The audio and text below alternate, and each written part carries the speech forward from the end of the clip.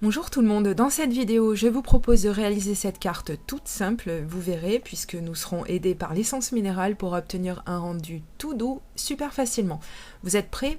Alors c'est parti. Je vous présente déjà les crayons de couleur dont je vais me servir, il s'agit de ceux de chez Action qu'on trouve de temps à autre dans ces enseignes. Vous êtes nombreux à les posséder et pour les petits curieux qui voudraient en savoir plus sur ces crayons, eh bien vous allez voir ce qu'ils donnent quand on s'en sert. Je me suis fait un nuancier de fortune à l'arrache, oui, ça c'est vrai, histoire de voir ce que chaque couleur donne en vrai parce qu'il ne faut pas se fier à ce qu'on voit sur un crayon. Mais avant, je vais vous montrer le set de tampons de la marque Clearly Besotted que j'aime tellement cute avec tous ces petits animaux amoureux. Bon, évidemment, qui dit tamponnage dans mes vidéos dit stamp plateforme de tonique, parce que là, j'ai besoin d'avoir mon tamponnage non seulement bien réalisé, mais surtout, je vais tamponner plusieurs tampons en même temps, et ça, sans un outil comme celui-ci, eh ben, on peut toujours essayer. Je positionne donc mes tampons sur mon fond de carte, comme ça, à l'œil, et les marquages de la stamp plateforme me permettront d'être parfaitement alignés. Et une fois que j'ai bien vérifié que j'étais centrée au maximum, je peux enfin tamponner.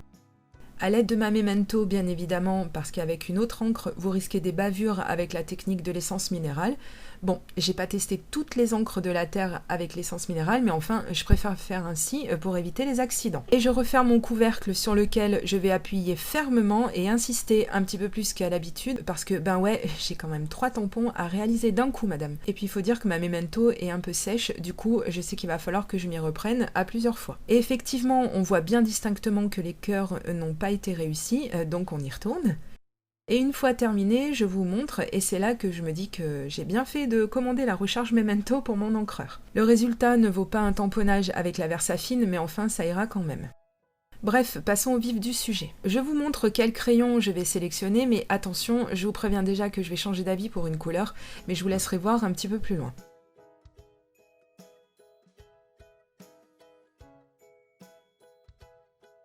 Et je commence ma mise en couleur. Alors je cherchais des couleurs claires pour un résultat clair, et j'avoue que ça me plaît bien ce que j'ai réussi à en faire, mais bref, comme d'habitude, je commence avec un aplat, donc si vous suivez mes vidéos, vous savez que ça signifie que je mets la même quantité de couleurs à peu près partout. Je précise à peu près parce que je tiens à garder le point de lumière de ma colorisation au niveau des petites truffes des toutous, donc je ne toucherai pas à cette partie. Donc niveau ressenti, j'aime plutôt bien ces crayons, ils ne valent sûrement pas des crayons de grande marque, mais enfin pour ce que j'en fais, ça va quoi. Ils font le job et j'aime bien les utiliser. Ah, et pour cette technique, inutile de vous faire chichi à être hyper régulier dans la pose de la couleur, puisque nous serons aidés par l'essence minérale. Ensuite, je vais commencer à symboliser mes ombres, je prends donc mon crayon plus foncé et je vais souligner certaines parties, là où la lumière est censée ne pas venir, soit sous les oreilles et au niveau des bidons.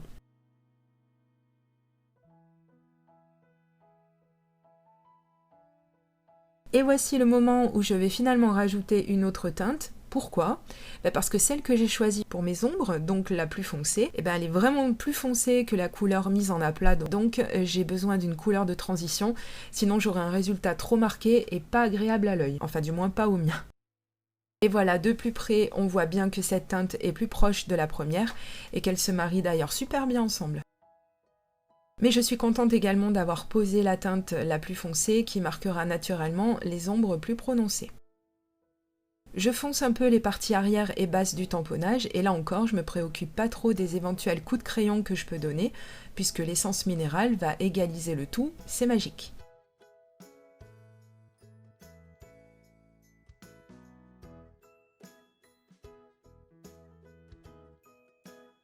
Puis je vais ajouter de l'ombre sous la tête de mon chien.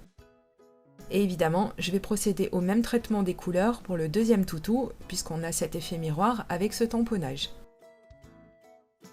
J'aime déjà bien le rendu à cette étape, mais attendons de voir ce que ça donnera grâce à l'essence minérale. Et ce fameux produit, le voici, alors j'en ai transvasé une petite quantité dans ce pot, histoire de ne pas renverser l'intégralité du pot en cas d'incident. Et je profite pour rappeler que vous trouverez le lien de ce produit et des autres en barre d'informations sous la vidéo. Et les petites estompes qui vont avec, bien sûr. J'en ai plusieurs, ce qui me permet d'en garder une pour chaque couleur ou presque que j'utilise. Et je vous montre qu'il n'est pas nécessaire d'imbiber plus que la pointe de l'estompe. Et j'attaque en passant sur la couleur foncée et vous allez voir comment l'essence minérale aplanit le tout et donne ce rendu si particulier.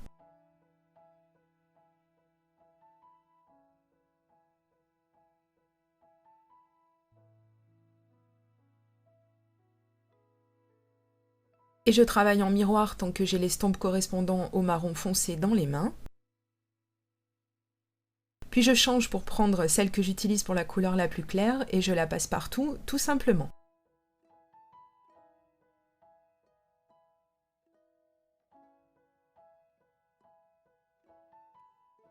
On distingue bien que ça éclaircit également la teinte, mais surtout que ça donne un rendu tout doux. Et voyez avec quelle facilité je travaille les transitions entre mes couleurs. Très reposant à faire et c'est une bonne chose à connaître si vous galérez un peu à mélanger vos couleurs.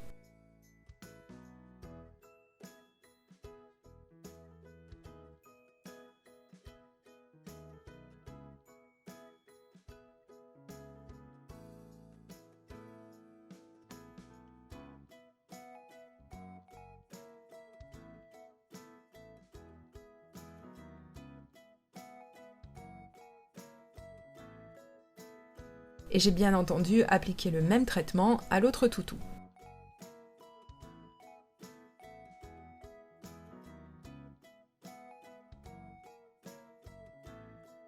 Je vais me munir des 2 gris de la boîte parce que je vais symboliser le sol sous mes petits chiens et leur enlever cette impression de flotter.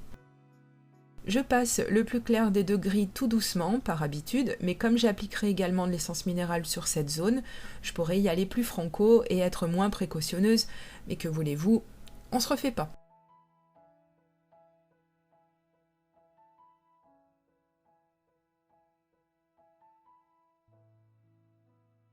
Puis j'ajoute le plus foncé au plus près de mon tamponnage, et plus je m'éloigne, et plus je relâche la pression pour finir en fondu.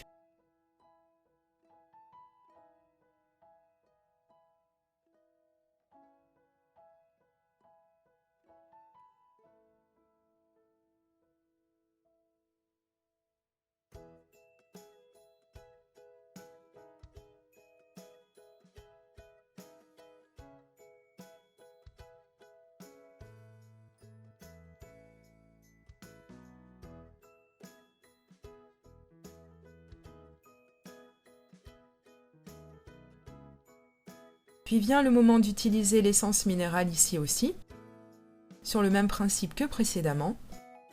Et on se rend encore une fois compte de la facilité que j'ai à créer des fondus avec mon estompe, vraiment je vous conseille d'essayer.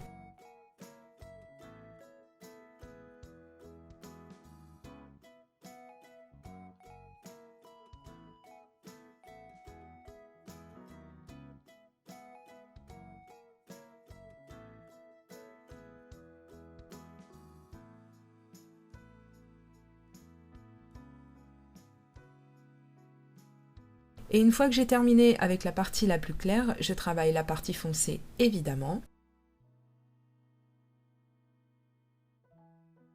J'aime tellement ce rendu tout doux qu'on obtient.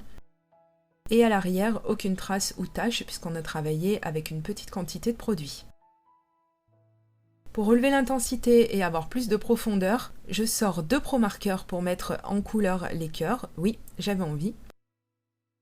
Étant donné que ce sont de petites surfaces, je vais faire quelque chose de très simple, à savoir poser la couleur la plus claire comme d'habitude un peu partout et rajouter une teinte un peu plus foncée pour donner un effet d'ombrage.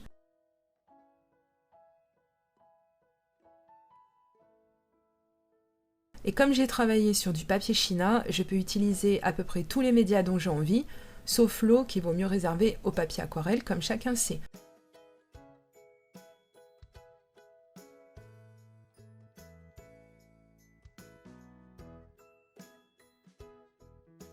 Et je sors mon tapis tout pas beau à la caméra, j'ai nommé le tapis Téflon de Caramel Studio, parce que je vais travailler avec mes encres Distress.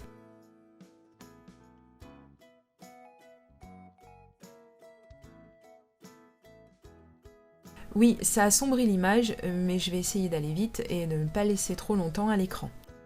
Alors, je sors mes Distress Ink Tumbled Glass et Broken China, le duo gagnant, et je commence à appliquer mon encre la plus claire sur tout le bord de mon fond de carte. Le papier china se prête plutôt bien à cette technique et avec l'applicateur rond, j'évite d'avoir de vilaines traces quand j'applique mes encres. J'imbibe mon applicateur sur lequel j'ai placé ma petite mousse et je démarre en appuyant pas trop pour que le papier commence à recevoir de l'encre en douceur. C'est ça entre autres qui évite les traces indésirables.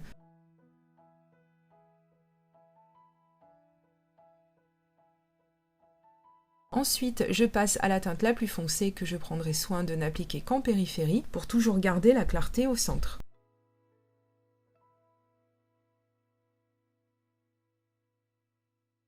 Je fais bien tout le tour en restant la plus régulière possible pour obtenir le résultat le plus homogène possible.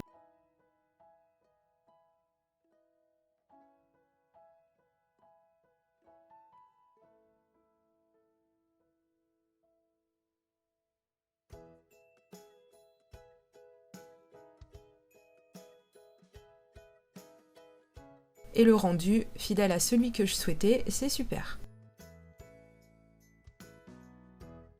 J'ai positionné mon fond de carte sur une base que j'ai découpée pour avoir une petite bordure sur tout le tour qui me permet de rehausser l'intégralité de mon fond et je l'ai positionné à l'aide de ma Tacky Glue. Et cette carte est à présent terminée, tout en douceur et en simplicité, pleine de tendresse autant dans les couleurs que dans la symbolique. J'espère qu'elle vous plaît également, si c'est le cas, merci de me le dire avec un petit pouce en l'air. J'ai hâte de lire vos commentaires, en attendant je vous dis à très bientôt pour de prochaines vidéos. Gros bisous, bye bye.